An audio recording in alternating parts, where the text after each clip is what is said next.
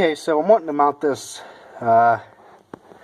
suction cup in the skid loader. You can see I got the area all wiped off right there. Basically just do is stick him right there. Kind of push right there in the middle. Nice and firm. Do that. But then I don't know, friggin' piece of junk.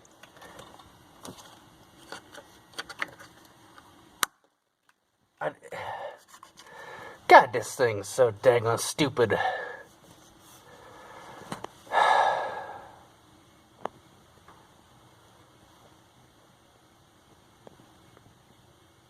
Tractor here,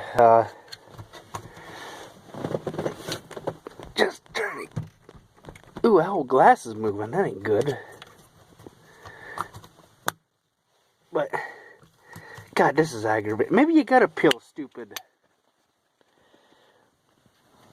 Maybe you gotta peel that dumb thing off. I don't know.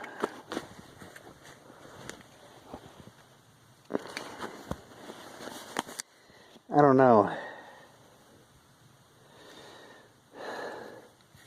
This is bullcrap. Frickin' aggravated junk. I don't know. But any help would be appreciated.